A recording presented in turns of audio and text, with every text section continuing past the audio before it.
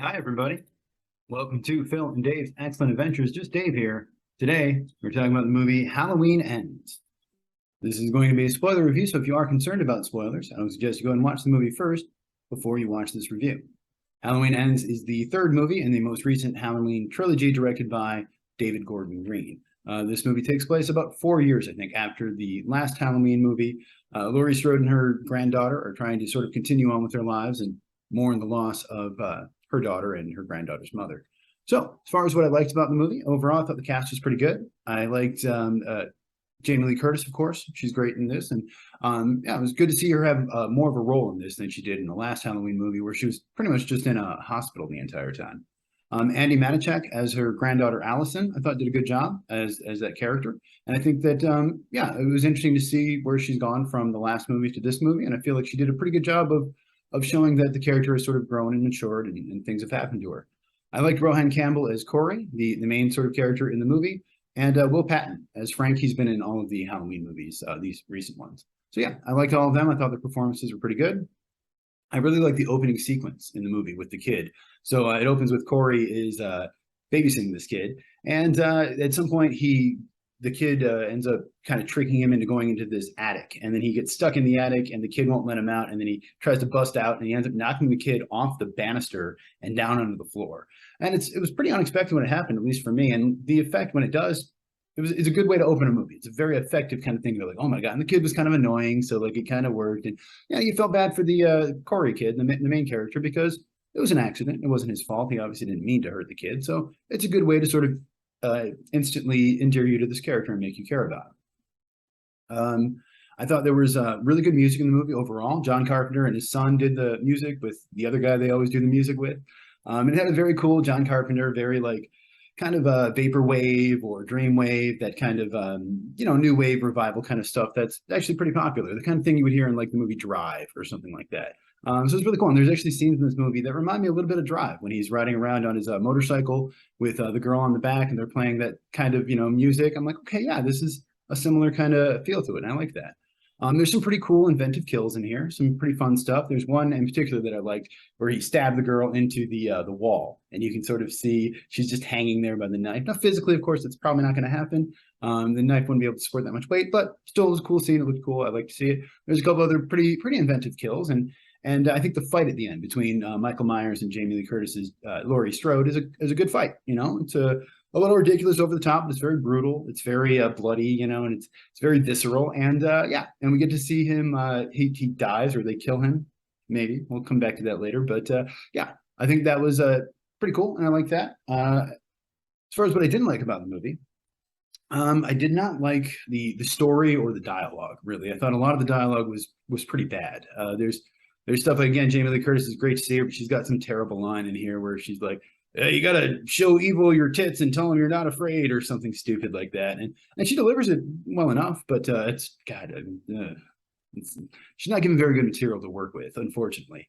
Overall, a lot of the characters in this are not very likable and just not very fully realized. They seem very one-dimensional. So in particular, I really didn't like Corey's mom. She was just very much just like annoying, kind of nagging kind of mother character who was just always yelling and always upset about everything, and almost done in sort of like a stereotypical way that honestly was just almost offensive to me, just because it's so broad and it's so unrealistic. Then I'm just like, okay, so, and I'm sure there's people like that out there. I'm not saying there isn't, but it's just I appreciate a little more nuance to my characters. I think same thing, the doctor and the nurse, less so with them, but they were also just kind of annoying characters that I see why they're there, I understand why they're there, but I feel like comedy writers do this a lot, where they just introduce these characters that are so ridiculously mean or evil or stupid that it's like, that's not.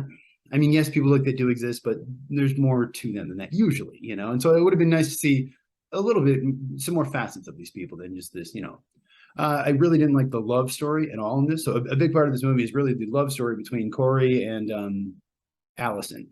And yeah, I didn't care about it. I didn't care for it. I didn't believe it.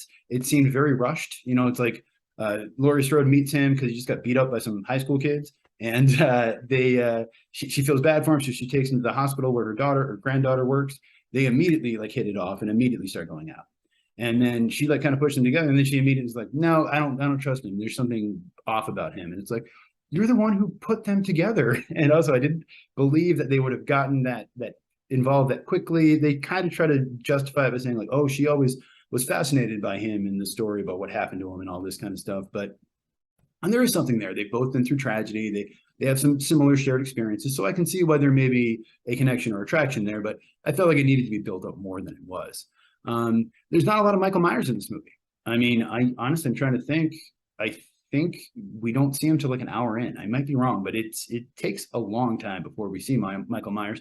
Then we don't see much of him. When we do, he's like in a storm drain or a sewer or something, and he's kind of just like laying there. He's not really able to do much. And so I didn't really like that. I didn't like the way that they treated him. He really only kills, I think, 2 or 3 people in the whole movie.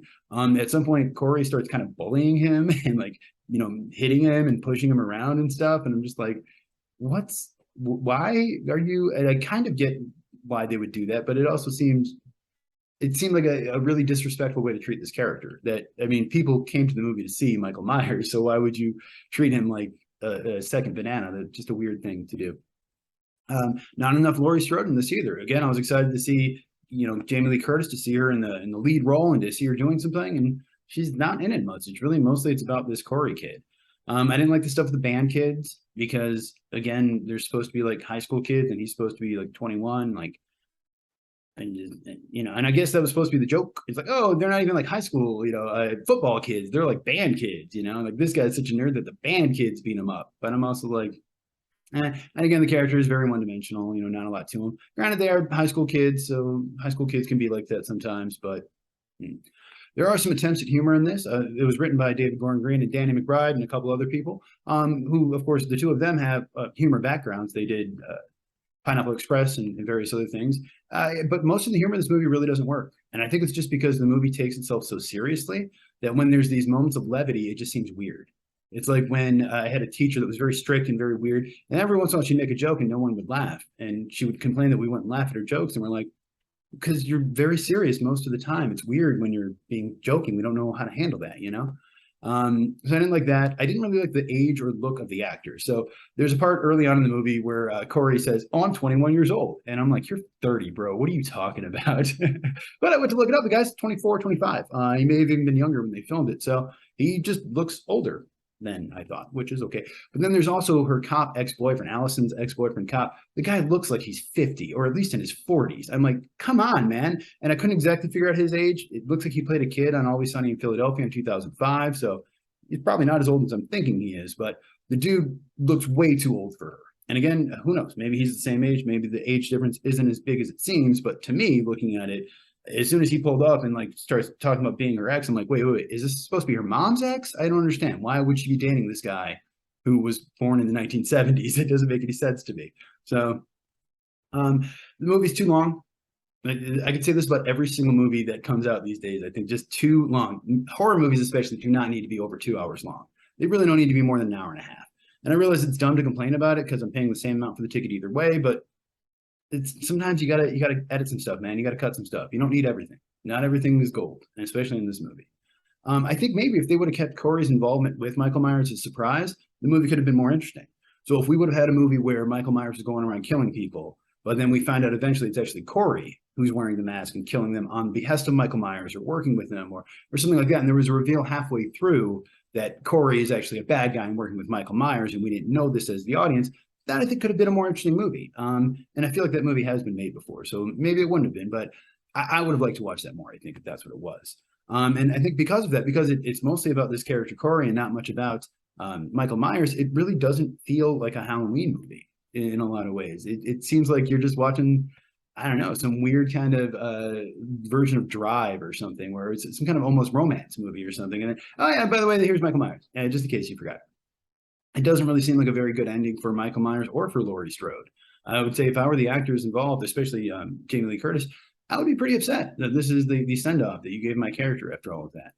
And I really didn't like the theme of all these movies. They sort of have this idea of like the effects of Michael Myers or the effects of evil on the town and the way that it affects the people and the way that it's somewhat interesting. I can see why they thought it was interesting. I can see why if you're sitting around and you're pitching story ideas, you're like, oh, that could be cool. But I didn't find it very interesting, honestly.